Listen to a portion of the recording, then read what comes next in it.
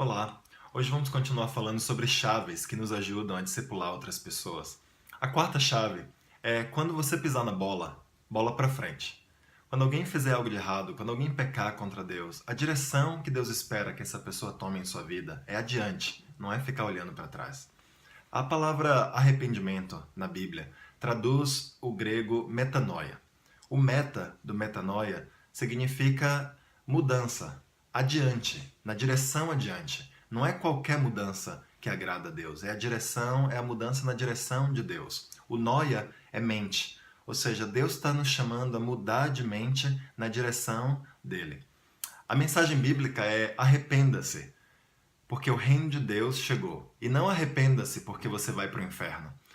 Deus tem uma expectativa para nossas vidas. A gente deve se arrepender porque o reino de Deus está chegando. Tem algo para o qual nós olhamos que está chegando, algo que nos dá esperança para seguirmos adiante.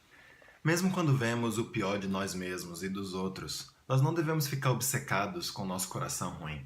A ideia não é ficar se sentindo mal pelas coisas más que nós fazemos, mas ter a esperança de que com Deus nós podemos mudar qualquer coisa.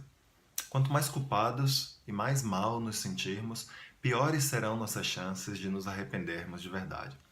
O fato é que a culpa atrapalha o nosso arrependimento. Quando pecarmos, bola para frente. Deus acredita que nós podemos mudar. Ele tem esperança por nós. Quando virmos um irmão ou uma irmã pecar, vamos ajudá-los a se arrependerem, sem dúvida, mas não a ficar culpado. Porque na verdade existem dois tipos de culpa. Uma culpa boa, que nos leva a identificar nosso pecado. Isso é Deus falando com nossa consciência. Olha, tem alguma coisa que você fez que não está certo. Mas existe uma culpa ruim também, que vem da nossa natureza caída. E que Satanás se aproveita da nossa natureza para nos fazer nos sentir culpados. Algumas pessoas parecem gostar da culpa. A culpa é minha, eu faço o que eu quiser com ela. Mas a verdade é que a culpa ruim atrapalha e destrói a nossa alma. Existe uma culpa que de fato é saudável. Essa culpa nos mostra nossos erros, nos leva a reparar nossos erros. Existe outro tipo de culpa que não é saudável, que nos oprime, que nos deixa ansiosos, que nos deixa tristes, sem força. Satanás é o autor dessa culpa ruim. Na verdade, o outro nome de Satanás, diabo, significa exatamente isso, é um acusador. Ao mesmo tempo que Satanás nos acusa, no entanto, Jesus nos defende e nos absolve à medida que a gente se rende a Deus.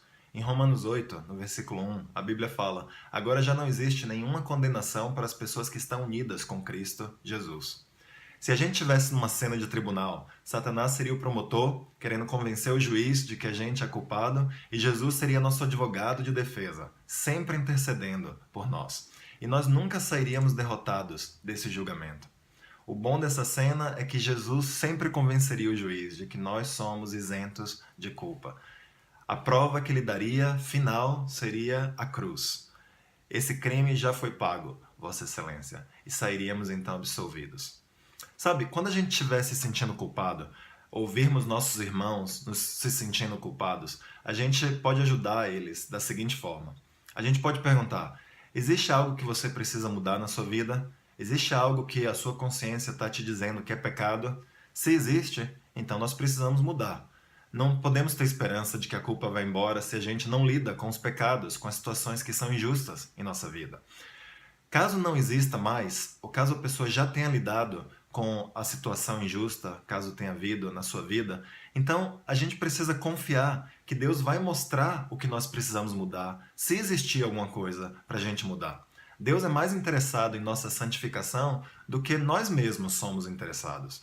Alguns irmãos eles se sentem culpados porque eles falam: eu acho que tem alguma coisa errada, mas eu não sei identificar o que é. Bem, se você não consegue identificar o que é, então você deve orar a Deus, pedindo a Ele por clareza. Você pode perguntar às pessoas próximas a você: você vê alguma coisa na minha vida que eu preciso mudar? Eu estou me sentindo culpado, eu não sei identificar exatamente o que é. Se nem Deus, nem os irmãos te revelam o que é que você precisa mudar, então essa pode ser uma situação que você deve entregar nas mãos de Deus.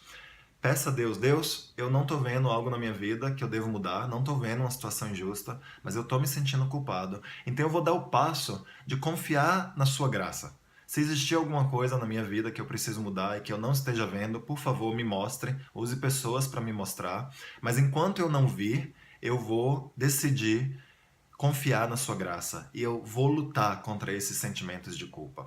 E nós podemos ajudar os irmãos a fazerem a mesma coisa. Por fim, irmãos, eu queria falar sobre uma última chave para ajudarmos pessoas em nossos relacionamentos de discipulado. Essa chave é a seguinte: Jesus discipulou as pessoas com muitas perguntas. Ele fez muitas perguntas para as pessoas ao redor dele. Ele deu tarefas para as pessoas ao redor dele. Pense na ocasião em que ele curou aquele homem que desceu do teto, que foi descido do teto pelos amigos dele, lá em Marcos 2. Ele perguntou: o que é mais fácil dizer? Seus pecados são perdoados ou levante-se e pegue sua maca? Em vez de perguntar algo, em vez de fazer essa pergunta que a gente acabou de ler, ele poderia simplesmente ter dito: é mais fácil dizer que seus pecados estão perdoados do que dizer pegue sua maca e ande. Porque se eu disser essa última frase, então o homem terá que pegar sua maca e andar. Mas com as perguntas, as pessoas se tornaram muito mais envolvidas no que Jesus estava fazendo lá. Imagine-se lá você na sinagoga e o debate que deve ter acontecido quando Jesus fez essa pergunta. Todo mundo engajado, uns concordando, outros discordando, uns criticando Jesus, outros defendendo ele.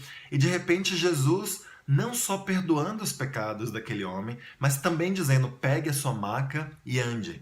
E aí você vendo esse homem pegar a sua maca e andar, como que você teria se sentido ao ver aquele homem andando, depois de ter debatido a pergunta de Jesus?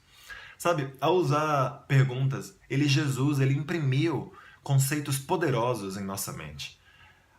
O uso de perguntas nos torna mais envolvidos. As perguntas extraem e envolvem nosso coração. É fácil a gente não perceber um conceito quando nós estamos sendo ensinados. Mas com perguntas, Jesus nos envolve primeiro. Ele envolve nossas emoções, ele envolve nosso coração. Em Cesareia de Filipe, lá em Mateus 16, Jesus poderia ter dito para os discípulos que ele era o Messias. Mas antes ele faz uma pergunta. Chegando Jesus à região de Cesareia de Filipe, perguntou Jesus aos seus discípulos: quem os outros dizem que o Filho do Homem é? E aí ele deixa os discípulos responderem. E só depois dos discípulos terem dado algumas respostas erradas, Jesus confirma a resposta correta que Pedro dá para ele. Em Lucas 7, no versículo 42, Jesus poderia ter dito: aquele que foi mais perdoado amará mais. Mas em vez disso, ele perguntou: nenhum dos dois tinha com que lhe pagar. Por isso ele perdoou a dívida a ambos. Qual deles o amará mais? A parábola que Jesus tinha acabado de contar, ou a história, ainda teria sido incrível. Mas ao fazer a pergunta, Jesus nos ajuda a conectar ainda mais aos seus ensinos e realmente a envolver as pessoas ao redor. Paulo também fez uso de perguntas. Ele poderia, em Romanos 6, no versículo 1, por exemplo, ter dito que a gente não pode continuar pecando para que a graça aumente. Mas em vez disso, ele faz uma pergunta: continuaremos pecando para que a graça aumente? E a resposta, logo em seguida, ele dá, caso você esteja curioso, é: de jeito nenhum. Vamos continuar pecando para que a graça aumente. Sabe, as perguntas, elas ajudam a tirar as coisas do coração das pessoas. Especialmente dos homens, que são mais fechados. Especialmente os homens que estão na faixa de idade entre 6 e 60 anos de idade. Quando você tem menos que 6 anos, você fala um pouquinho, e depois dos 60 você fala um pouquinho, e no meio desse período a gente tem sérias dificuldades de abrir nosso coração, não é verdade?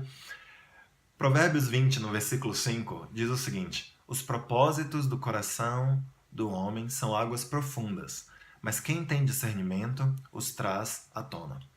Essa escritura aqui nos encoraja. Ela fala que os nossos pensamentos, nossas emoções, elas estão lá dentro, no nosso íntimo. Mas se a gente aprende a ter discernimento, nós podemos crescer na nossa habilidade de descobrir, de ajudar pessoas que desejam tirar esses pensamentos para fora, a de fato tirá-los. E as perguntas são um instrumento poderosíssimo para nós ajudarmos as pessoas a verem e a tirarem do fundo dos seus corações seus pensamentos e suas emoções. Os 5 princípios que nós vimos nos últimos 3 vídeos, de fato, têm muito poder para nos ajudar nos nossos relacionamentos de discipulado. Devemos lembrar sempre que o trabalho de discipular alguém é o trabalho principal do Espírito Santo, mas que nós, que somos ferramentas nas mãos deles, podemos trabalhar em cooperação com o Espírito.